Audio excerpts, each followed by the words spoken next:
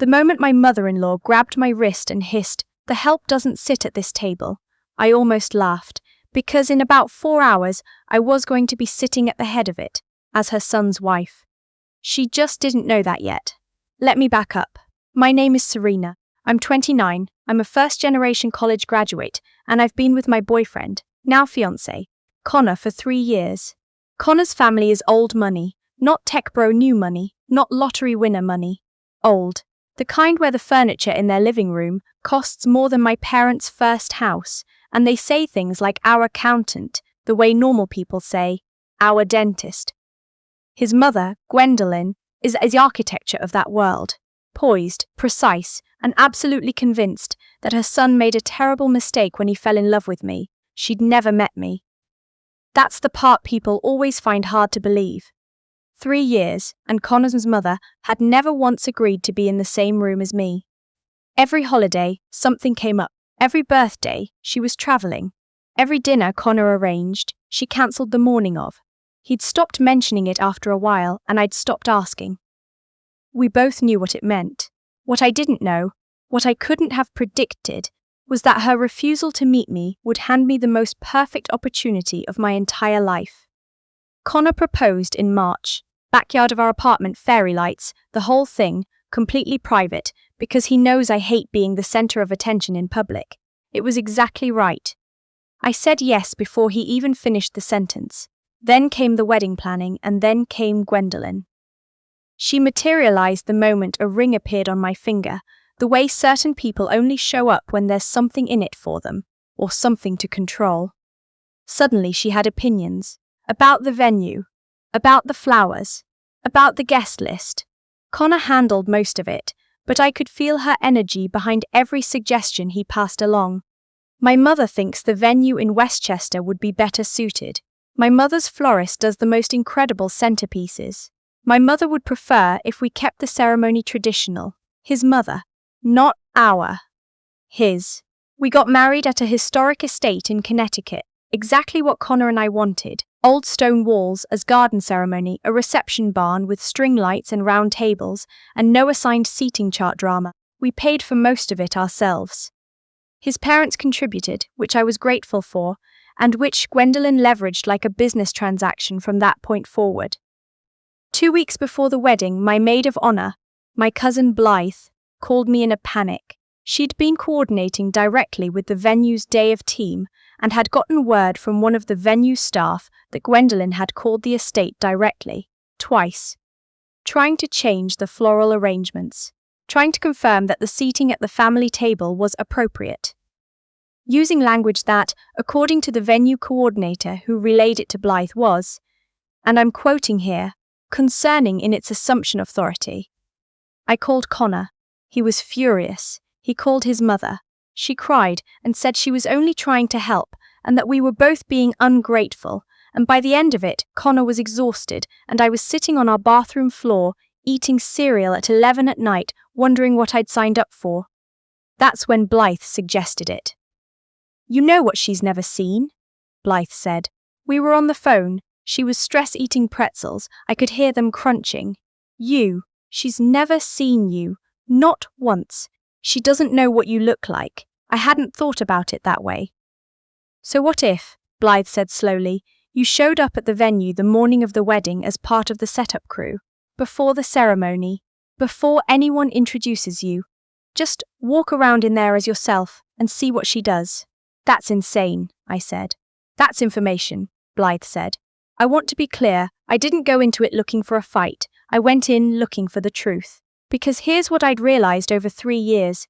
I had a story in my head about Gwendolyn, a story that Connor always softened, always translated, always handed to me pre-digested so it wouldn't hurt as much.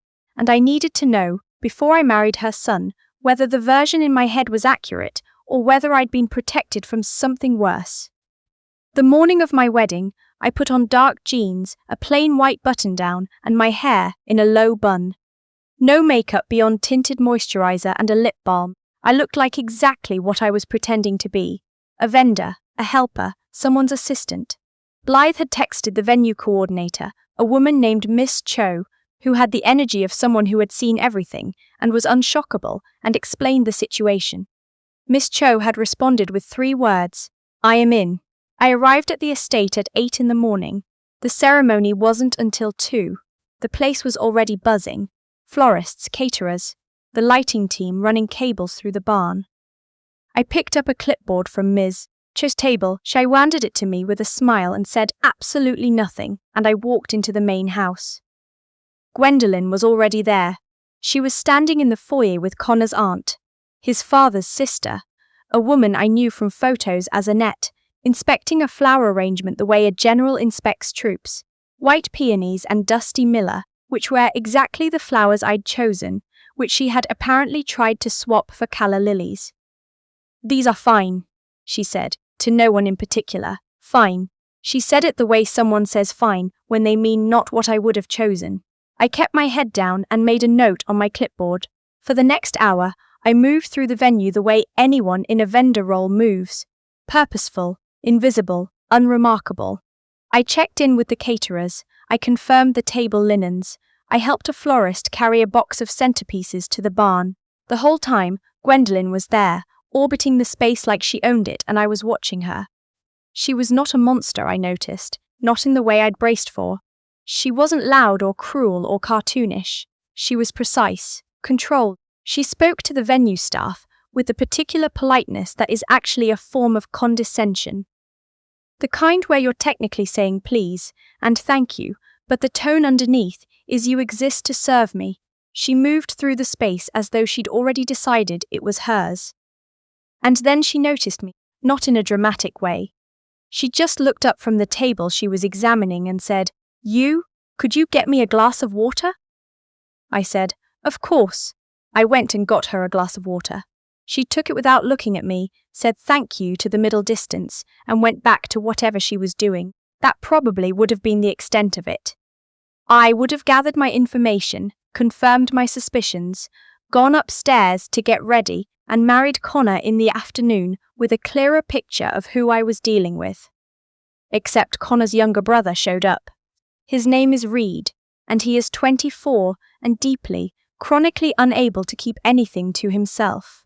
He came bounding through the front door of the estate at 10:30 in the morning with a garment bag over von Scholter, spotted me across the foyer, and his face did something complicated. He knew who I was. He'd met me twice. We'd gotten along fine. He'd seemed genuinely happy Connor was marrying me. I made eye contact with him and shook my head. A tiny, desperate, "Please do not say anything" shake. Reed, to his credit, froze. He looked at me. He looked at his mother, who had her back to him. He looked back at me. He went upstairs without saying a word. I exhaled. What I didn't know was that Gwendolyn had seen us. Not the head shake, just the look, just the half-second of my eye contact with her son, and something in it apparently read as familiar enough to bother her. She approached me about 10 minutes later, while I was confirming the ceremony program placement with one of the venue assistants. "Excuse me," she said. I turned around. She looked at me the way she'd looked at the flower arrangement, assessing. "Do you know my son, Reed?" "I recognize him from the wedding party photos," I said, which was technically true. She held the look for a second. Then, "What company are you with?" "I'm assisting Miss Cho today," I said. A pause. "You seem young for this." "I'm a quick learner," I said. She almost smiled. It didn't reach anything. "Make sure the programs are fanned, not stacked," she said, and walked away. I should have left then. I should have gone upstairs. Instead, I stayed another 20 minutes, and that is the decision I will spend a long time thinking about, because those 20 minutes are what led to what happened next. The catering manager, a tall, efficient man named Mr. Park, came to find me with a question about the cocktail hour setup. We were talking near the entrance to the garden when I heard Gwendolyn behind me, speaking to Annette. "She's not right for him," she said. Her voice was low, but I have very good hearing, and the garden has stone walls. "I don't care what Connor says. I've done the research." I kept my eyes on Mr. Park's diagram of the cocktail tables. "The girl has no background," Gwendolyn continued. "No family connections. She works in non-profit, which is admirable, I suppose, if you want to be admirable, but it's not." A pause. "Sustaining," Connor has a legacy to think about. Mr. Park was looking at me. I think my expression has changed. She's probably perfectly nice, Annette said. This surprised me. Her voice sounded almost uncomfortable. I'm sure she's very nice, Gwendolyn said. Nice is not the qualification. I put the clipboard down on the table very carefully, and then I made a mistake. Or maybe it wasn't a mistake. I'm still not sure. I turned around.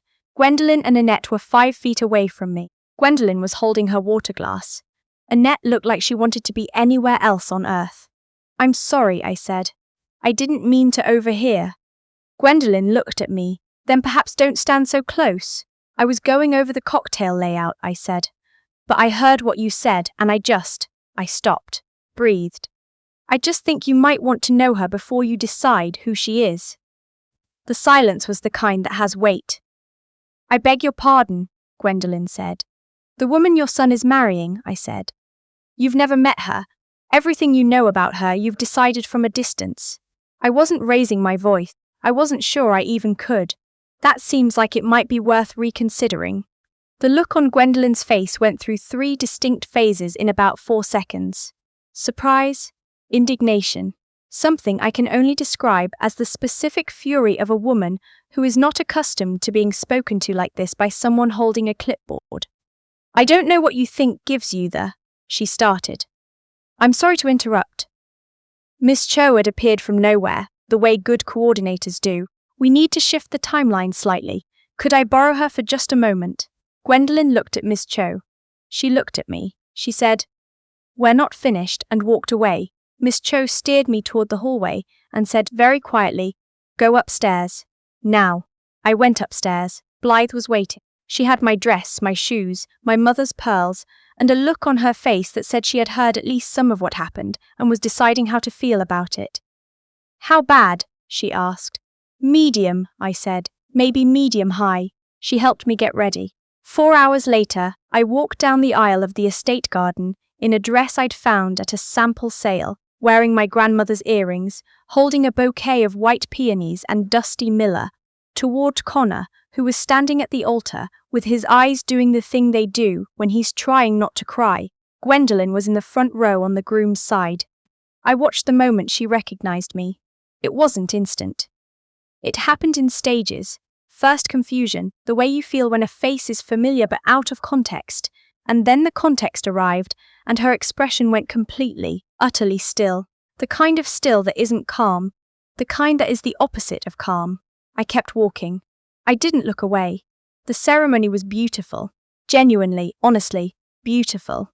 We wrote our own vows, and Connor cried and I cried, and Blythe cried, and even Reed, in the second row, was visibly fighting. Connor's father, a quiet man named Edmund who had always been kind to me in his understated way, sat beside Gwendolyn and reached over at some point during the vows and put his hand on hers. She sat through all of it with her spine perfectly straight. At the reception, the first thing that happened was that Reed found me and hugged me for approximately 45 seconds without saying anything, and then said, I knew it was you, and I didn't say anything, and I need you to know that was the hardest thing I've ever done. And I laughed for the first time all day. The second thing that happened was that Gwendolyn requested to speak to Connor privately. I know what she said because Connor told me afterward, completely and without filtering, which is something I had asked him to do from the beginning of our relationship, and which he had gotten better at over time. She told him she had been humiliated. She told him that what I had done was manipulative and undignified. She told him that no woman who respected his family would have pulled a stunt like that. Connor told her that I hadn't pulled a stunt, that I had shown up, watched, and said one true thing to her face, which was more than she had ever extended to me. She said that wasn't the point. He said, What is the point, Mom? She said she deserved respect. He said, So does she. She's been waiting 3 years for you to see her as a person. You decided who she was before you ever walked into a room with her. That ends today. Either you choose to know her, actually know her, or you don't attend our family events. It's not an ultimatum. It's just how it is. Connor told me this standing outside the barn, while the reception was in full swing inside, holding both my hands, and I stood there listening, and I thought about Gwendolyn's saying nice is not the qualification, and I thought about 3 years of cancelled dinners and redirected conversations, and I thought about how Connor had just said our family events to his mother like it was the most natural sentence in the world. I kissed him in the middle of the sentence. I wasn't done, he said. I know, I said. Keep going, he laughed. He kept going. The reception was long and warm and full of people I love. My parents danced to a song they used to play on road trips when I was little. Blythe gave a toast that made everyone laugh and then made everyone cry, in that order, which is exactly right.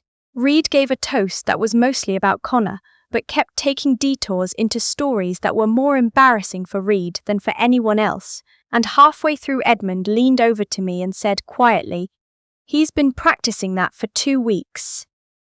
And that might have been the most Edmund had ever said to me at once, and I cherished it. Gwendolyn sat at the family table. She did not approach me.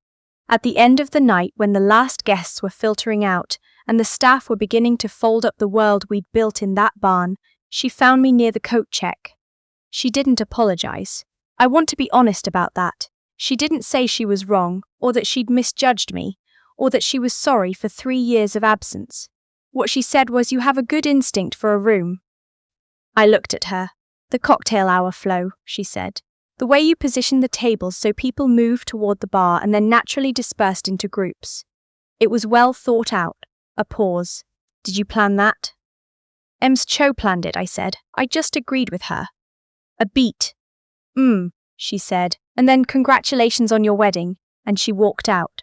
I stood there for a second with my coat half on, and I didn't know whether to laugh or cry or throw something. And then Blythe appeared at my elbow with 2 glasses of champagne and said, "I saw that. What did she say?" And I told her, and Blythe thought about it for a moment and said, "That's it. That's the whole olive branch." "That's the whole olive branch," I said. Blythe clinked her glass against mine. "Well," she said, "it's a start. We have been married for 7 months. Connor and I see his parents about once a month. Dinners mostly, sometimes a Sunday afternoon thing. Gwendolyn is not warm. She is not easy. She asks me questions about my work in the tone of someone taking notes for a report she'll file later, and occasionally she says something that lands wrong, and I have to decide, in real time, how much energy I want to spend on it. But she shows up. That's the thing I didn't expect. After the wedding, after Connor drew the line, she stopped cancelling. She walks in the door, she sits at the table, she looks at me across it. Last month she called me directly, not Connor, me, to ask my opinion on a gift she was considering for Reed's birthday.